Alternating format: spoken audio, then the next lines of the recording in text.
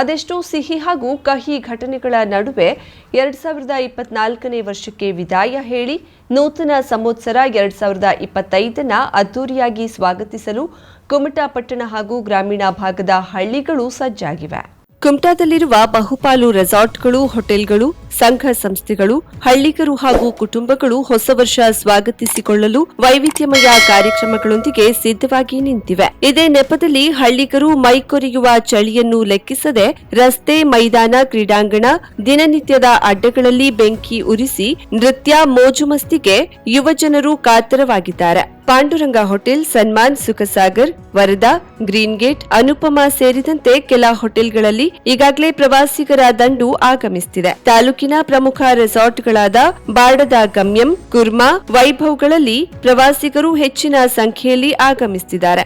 ಇನ್ನು ವಿವಿಧ ಬಗೆಯ ಊಟದ ಮೆನ್ಯೂವನ್ನ ರೆಸಾರ್ಟ್ ಮತ್ತು ಹೋಟೆಲ್ ಸಿಬ್ಬಂದಿಗಳು ಸಿದ್ಧತೆ ಮಾಡಿಕೊಂಡಿದ್ದಾರೆ.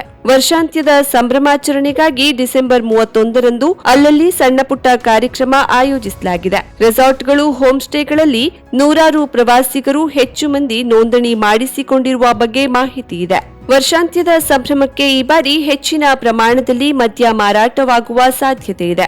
ಬಾರ್ ಮತ್ತು ರೆಸಾರ್ಟ್ಗಳು ಹೆಚ್ಚಿನ ಗ್ರಾಹಕರ ನಿರೀಕ್ಷೆಯಲ್ಲಿವೆ.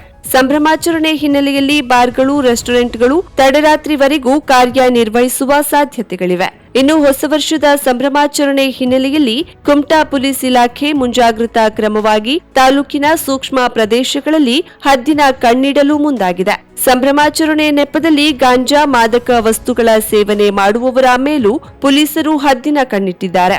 ಬಾಡದ ಕಾಂಚಿಕಾ Parameshwari beach, ಹೊಲನಗದ್ದೆ Vannalli beach, ಬರ್ಕೋಡಿ beach ಸೇರಿ ಅನೇಕ ಕಡೆಗಳಲ್ಲಿ ಪ್ರವಾಸಿಗರು ಸಮುದ್ರಕ್ಕಿಳಿಯದಂತೆ ಕಟ್ಟೆಚ್ಚರ ವಹಿಸಲಾಗಿದೆ. ವರ್ಷಾಂತ್ಯಕ್ಕೆ ಜಿಲ್ಲೆಯ ಮಧ್ಯವರ್ತಿ ಸ್ಥಳವಾದ ಕುಮಟಾ ಭಾಗದಲ್ಲಿ ಬಹುಪಾಲು ಹೋಟೆಲ್, ಲಾಡ್ಜ್ಗಳು ಭರ್ತಿಯಾಗ್ತಿವೆ. ವನ್ನಳ್ಳಿ ಬೀಚ್, ಯಾಣ, ಬಾಡದಂತಹ ಸ್ಥಳಗಳು ಅತಿ ಹೆಚ್ಚು ಪ್ರವಾಸಿಗರನ್ನ ಸೆಳೆಯುತ್ತಿದೆ.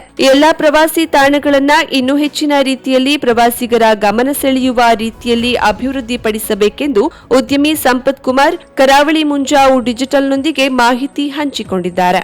ಇವತ್ತಿನ ದಿನ ಕುಮಟಾ ನಗರವು ತುಂಬಾ ಪ್ರವಾಸೋದ್ಯಮಗಳು ತುಂಬಿ ಬರ್ತಾ ಇದ್ದಾರೆ. ಹೆಚ್ಚಿನ ಸಂಖ್ಯೆಯಲ್ಲಿ ಬಂದು ಎಲ್ಲಾ ಉದ್ಯಮ, ಹೋಟೆಲ್ ಉದ್ಯಮ ಇರಬಹುದು, ಇವತ್ತು ರೆಸಾರ್ಟ್ ಇರಬಹುದು, ಲಾಡ್ಜಿಂಗ್ ಇರಬಹುದು, ಅಂದ್ರೆ ಎಲ್ಲಾ ಉದ್ಯಮವು ಒಳ್ಳೆ ರೀತಿಯ ರೆಸ್ಪಾನ್ಸ್ ಇದೆ. ಉತ್ತರ ಕನ್ನಡ ಜಿಲ್ಲೆಯ ಮಧ್ಯವರ್ತಿಯಾದಂತಹ ಕುಮಟಾ ನಗರ ಇವತ್ತು ಪ್ರವಾಸೋದ್ಯಮದಲ್ಲಿ ತುಂಬಾ ಬೆಳಿಬೇಕಾಗಿದೆ. ಅದಕ್ಕೆ ದಯವಿಟ್ಟು ಸರ್ಕಾರ ಮತ್ತು ಪ್ರವಾಸೋದ್ಯಮದವರು ಅದರ ಬಗ್ಗೆ ಒಂದು ಸ್ವಲ್ಪ ವಿಚಾರ ಮಾಡಿ ಪ್ರವಾಸೋದ್ಯಮವನ್ನು ಬೆಳೆಸುವಂತಹ ಕೆಲಸ ಮಾಡಿದ್ರೆ ಇಲ್ಲಿ ಆಗುವಂತಹ ಎಲ್ಲಾ ವ್ಯಾಪಾರಸ್ಥರಿಗೂ ಮತ್ತೆ ಎಲ್ಲ ಊರ ನಾಗರಿಕರು ಒಂದು ಪ್ರವಾಸೋದ್ಯಮವನ್ನು ಏಳಿಗೆಯಾಗಿ ನೋಡಬಹುದು ಅಂತ ಹೇಳ್ಬೋದು. ನಾವು ತುಂಬಾ ಚೆನ್ನಾಗಿದೆ. ಈಗ 25ನೇ ತಾರೀಕಿಂದ ಇವತ್ತಿನವರೆಗೆ 2ನೇ ತಾರೀಕುವರೆಗೂ ಆಲ್ಮೋಸ್ಟ್ ಎಲ್ಲಾ ಲಾಡ್ಜಿಂಗ್ಗಳು ಮತ್ತೆ ನಮ್ಮ ರೆಸ್ಟೋರೆಂಟ್ಗಳು ತುಂಬಾ ಒಳ್ಳೆ ರೀತಿಯಲ್ಲಿ ನಡೀತಾ ಇದೆ. ಒಳ್ಳೆ ರೆಸ್ಪಾನ್ಸ್ ಇದೆ.